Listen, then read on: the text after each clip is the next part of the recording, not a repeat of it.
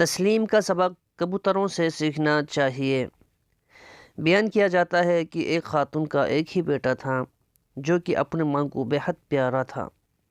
قضاء الہی سے اس ماں کا جوان بیٹا وفات پا گیا، جس کی موت کی وجہ سے وہ ماں شدید صدمہ میں دوچار ہوئی۔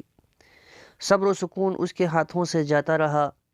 اس قبیلے کے کچھ افراد پیغمبر اکرم صلی اللہ علیہ وآلہ وسلم کے پاس گئے اور پیغمبر اکرم سے درخواست کی کہ وہ اس ماں کے صبر کے لیے دعا کیجیے۔ رسول خدا صلی اللہ علیہ وآلہ وسلم اس ماں کے پاس گئے اور دیکھا کہ وہ صبر سے آزاد ہو چکی تھیں۔ آپ صلی اللہ علیہ وآلہ وسلم نے اس کے گھر میں اچھی طرح نگاہ کی اور آپ نے دیکھا کہ اس کے گھر میں موجود درختوں پر کبوتروں کا گھونسلہ تھا۔ آپ صلی اللہ علیہ وآلہ وسلم نے اس عورت سے پوچھا، اے مدر، یہ کبوتروں کا گھونسلہ ہے کیا؟ اس میں کبوتر موجود ہوتے ہیں؟ اس عورت نے عرض کیا، جی ہاں۔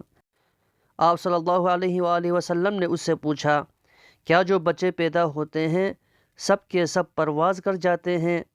اس عورت نے جواب دیا، نہیں، ان میں سے کچھ بچے تو اڑ جاتے ہیں اور کچھ کو ہم پکڑ کر ذبح کرتے ہیں اور ان کا گوشت کھاتے ہیں۔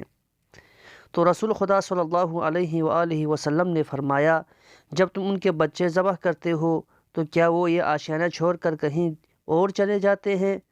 عورت نے جواب دیا، نہیں یا رسول اللہ۔ تو پھر آپ صلی اللہ علیہ وآلہ وسلم نے فرمایا، اے خاتون، اس اللہ سے ڈر، کہیں تیرا مقام ان کبوتروں سے پستر نہ ہو جائے۔ یہ کبوتر جن کے تم بچے ذبح کرتے ہو، انہوں نے تو تیرا گھر نہیں چھوڑا۔ اگر اللہ تعالیٰ نے تیرا ایک بیٹا لے لیا ہے تو اس پر ناراض ہو گئی ہو اور صبر کا دامن ہاتھ سے چھوڑ دیا ہے اور ناشائستہ باتیں کرنے لگ گئی ہو۔